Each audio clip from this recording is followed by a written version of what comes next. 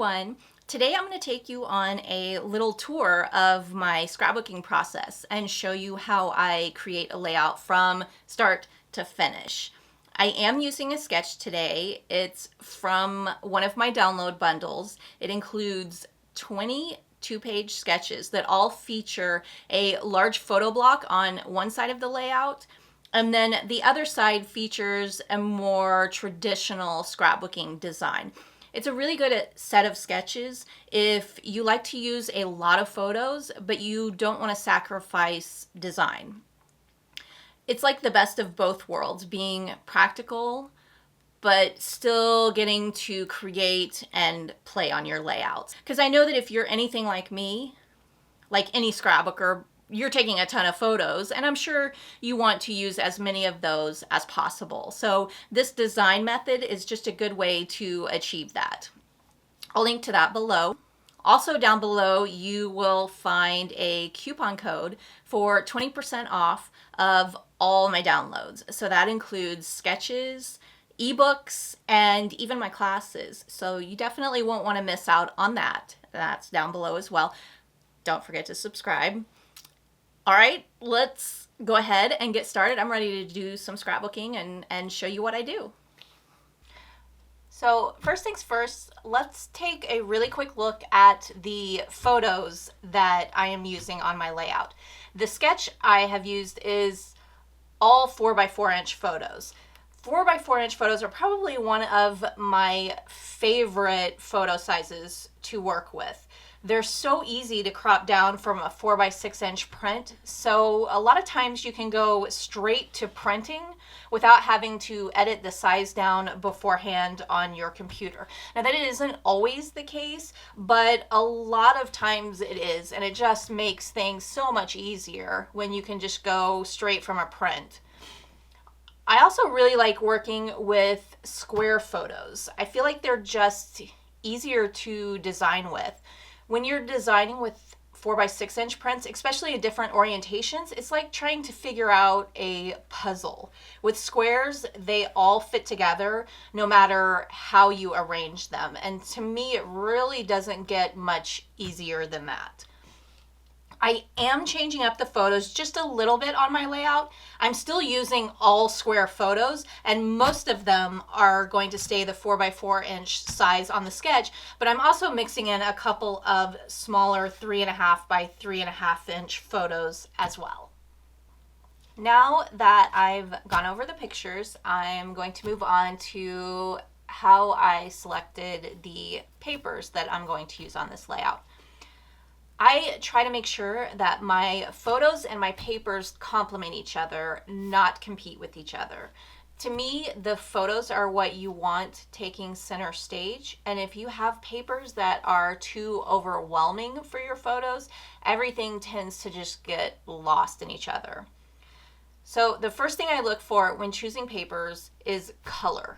I know that generally you'll probably want papers that match the theme of your layout, but I will always go with color first. So for this layout, I looked through my baseball and sports themed papers first, but I was ultimately looking for colors that would coordinate with my photos. It's the same with any other theme. If I have Halloween photos, I try to make sure that if I used Halloween themed papers, that the colors are going to complement my photos. Now, you don't always have to do that, and you can absolutely use themed papers that don't exactly match your photos.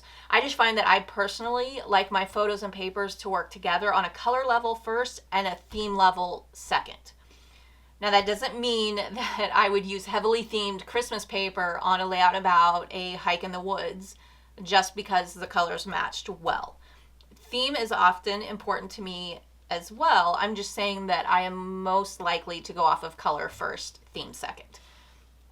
I ended up selecting a mix of themed papers and generic papers to go with these photos. In my photos, you can see that the main colors are red, black, tan, and then the green from the grass in the background. So I wanted to find papers that might have those colors in them. I found a cute kind of generic sports themed collection from Fancy Pants that had all of those colors I was looking for along with some others that I thought coordinated well together and with my photos too. I also found a couple sheets of paper from Echo Park that I thought would work well. The first one has some baseball themed pieces on there. I thought maybe I would use a few of them on my layout, and I felt like it coordinated well with the main pattern papers I had picked out. The second one is covered in small baseballs. You can see I've used this paper before. I used a circle punch to punch out a few of the baseballs, and I thought maybe I would do that again with this layout. Those baseballs make really, really cute details on larger embellishments. I still felt like maybe I needed some more colors to fill in with these papers, so I picked out a few generic papers to mix in. I added in this green, a darker brown, this tan color, and then a wooden planks paper. Not even sure if I'm going to use them. I just wanted to have them on hand in case I needed them.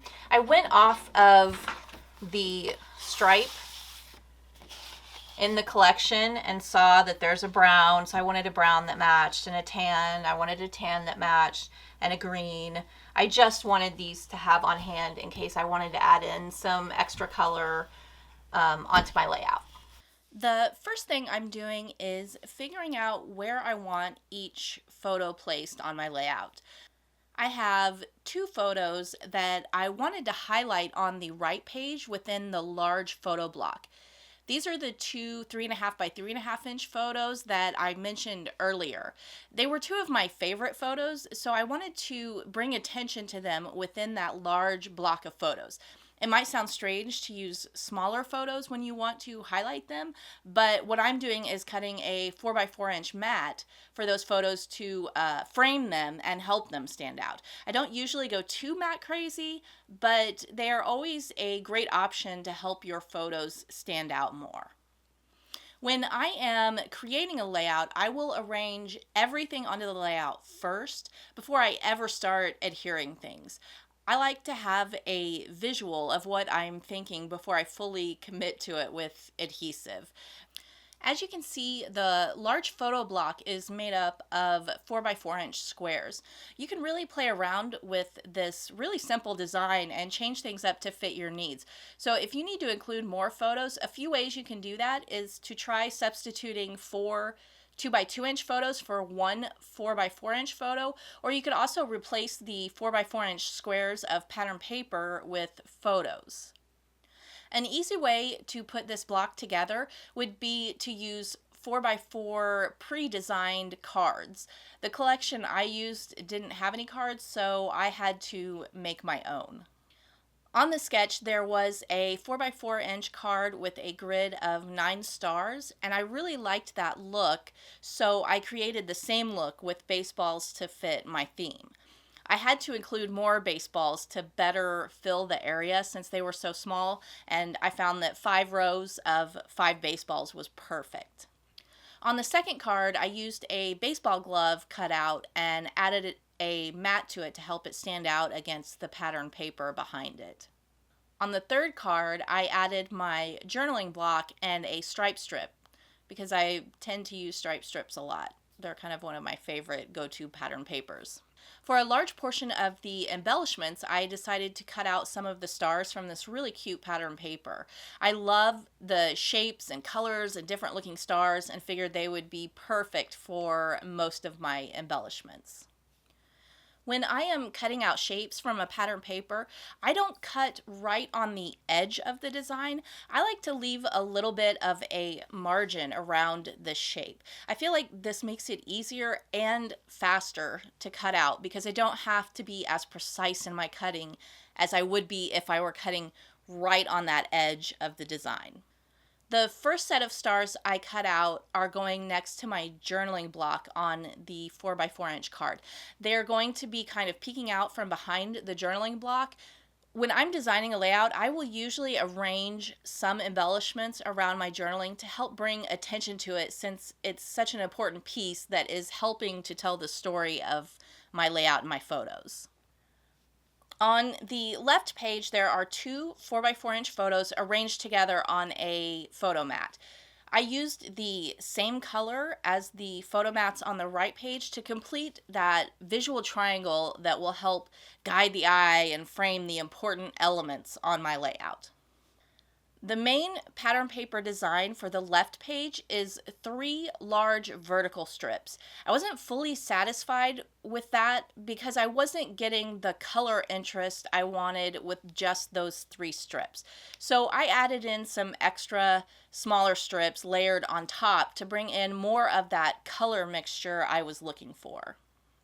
I tend to arrange and then rearrange and sometimes even rearrange some more. I can be a little picky about certain details on my layout. A good example is when I placed the stars that would be the central focus of my embellishments.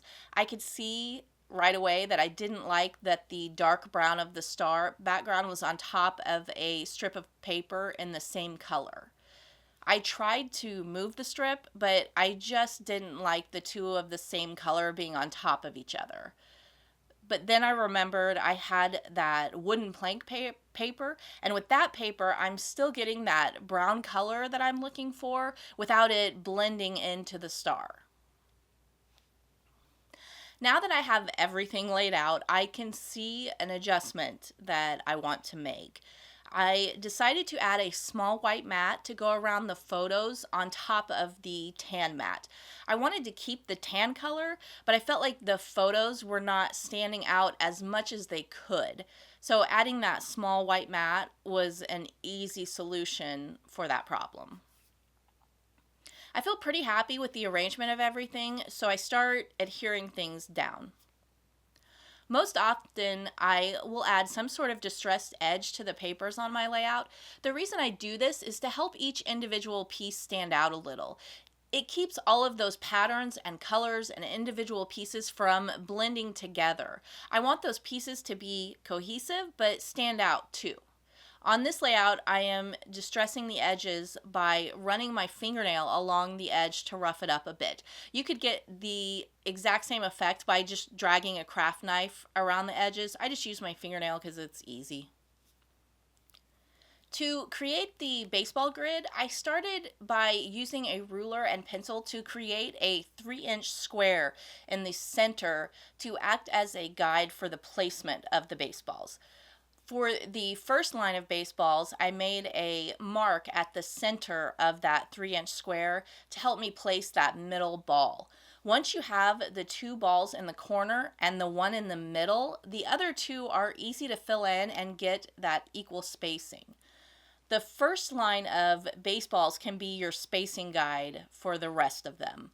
So next I added the 2 in the bottom corners and then filled in the rest of the edges. Once that was done, the middle was really easy to fill in. You could do a grid design like this with many different shapes and themes. After I had all the baseballs adhered, I erased the pencil lines. Now I can continue adding all of those 4x4-inch photos and pattern paper pieces to the right side of the layout. Earlier, I had mentioned some ideas if you wanted to include more photos. Another idea for that, if you want to follow the same design, is try going a little smaller with 3x3-inch photos and squares. It would be the same design concept, just a lot more squares. I ended up making another change to what I had previously adhered. I just wasn't really satisfied with the look of the square with the dots paper. I told you guys I can get a little picky about the details sometimes. I just really wanted more color there, and the dots just wasn't working, so I switched it up. The base of the right side is complete, so I go ahead and move on to the left page and start adhering those 3 main vertical strips. Before I layer the smaller strips on top, I know that I'm going to add some stitching to those pieces, so I go ahead and add the pencil lines for the stitching first. I do it at this point because when you get into a lot of layers on your layout, it can make it more difficult to add in those pencil lines. So I like to do it before I add those extra layers just to make things a little easier.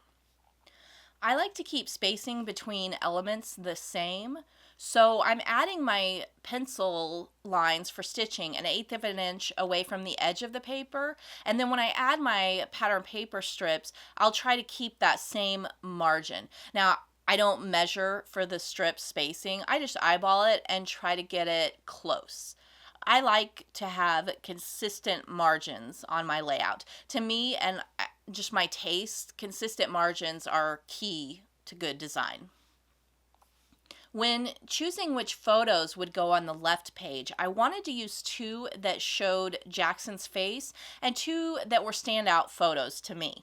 If you look at all of the photos that have a photo mat, those are all of my favorite photos and the ones that I felt best told the story for this layout. I like to be a little strategic in my photo placement. Now that the base for the left page is done, I'm adding in the rest of the pencil lines I need for stitching.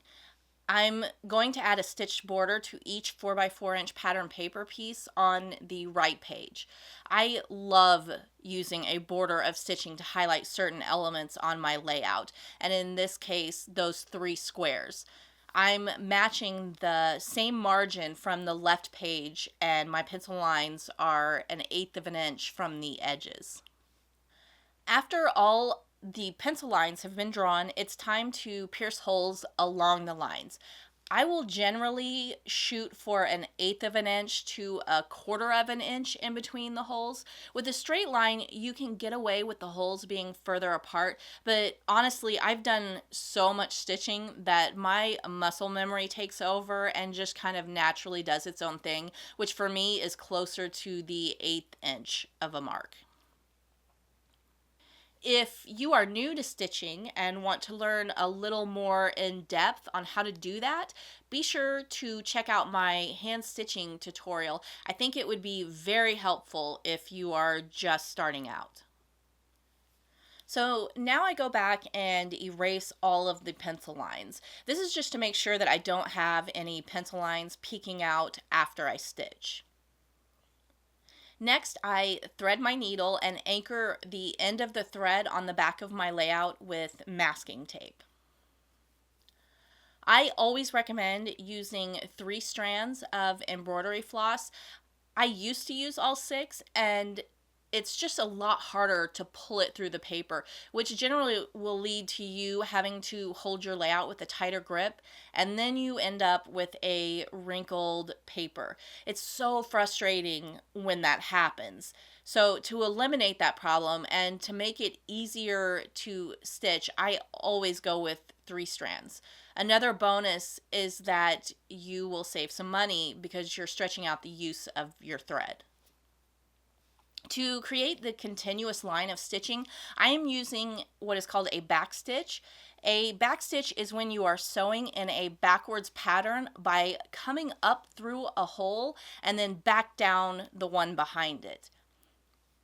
You could also use a running stitch and stitch down the line, which will leave a gap in between each stitch, and then you would stitch back through the line, filling in those gaps.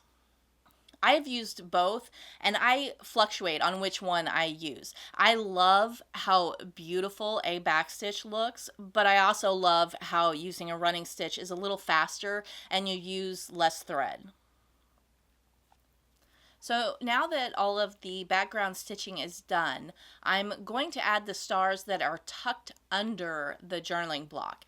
I'm going to be stitching on the tan stars that have that dark brown background piece, and since one is tucked under something, I want to adhere it first before I add that stitching. Now at the time I thought I was adding a border to it, but I ended up coming up with an idea and trying something a little different. One of my favorite things to do is to play up the theme of my layout by adding fun little details that enhance the theme. I thought it might be kind of cute to add some baseball stitching to the stars instead of the border like I had originally planned. To add the baseball stitching, I used a circle as a template to trace the curved lines.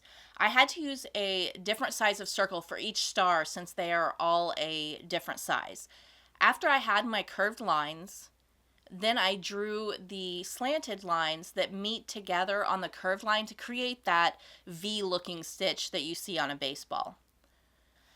After I am satisfied with the pencil lines, I start piercing the holes. I pierced the curved lines first and focused on trying to have even spacing between the holes. I had to erase some of my slanted lines and redo them because I just wasn't happy with the spacing. That's why I always have a really good eraser nearby.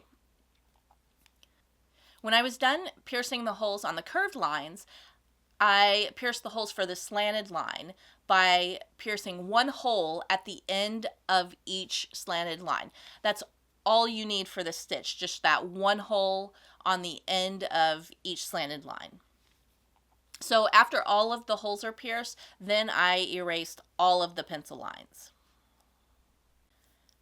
So again, I'm using 3 strands of embroidery floss and then anchoring the end of the thread on the back of the star. When stitching this design, I found it was easiest to stitch the curved line first and then go back and add in the slanted design. Sometimes looking at just the pierced holes without the pencil lines can be a little confusing and you kind of lose what the design is supposed to look like. I've done that many times. So stitching that curved line first made it much easier to follow and fill in the rest of the design. Something to note about this design, each side of the V made from the slanted lines will both stitch into the same hole on the curved line. So that center hole will be used by each side. In the end, you have stitched through that hole on the curved line 4 times. The only exception is the first and last stitch on the curved line because there isn't a V stitching into those. I hope that makes some sense and I'm not confusing you guys. When I finished all of the baseball stitching, I next added my title. I add my title in the same way that I add the papers. I like to lay it out first and make sure I like it before I fully commit to it. I might have been lying a little bit when I said that I'm a little bit picky. I might be a lot of bit picky. I ended up using some red glitter letters for the first half of my title and then some white cursive letters for the second half. I love mixing up the style and arrangement of my title. I will mix block letters with cursive letters. I'll mix different colors and different textures, all with the intent to bring interest to that part of my layout.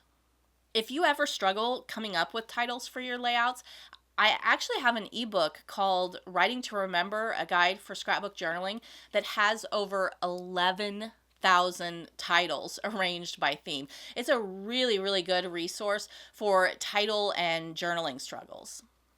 I decided to use some foam adhesive to adhere my title. I had a few layers of paper stacked on top of each other in that area, and the red letters are overlapped on several of those layers, and I felt like foam adhesive would help give me better adhesion across those layers.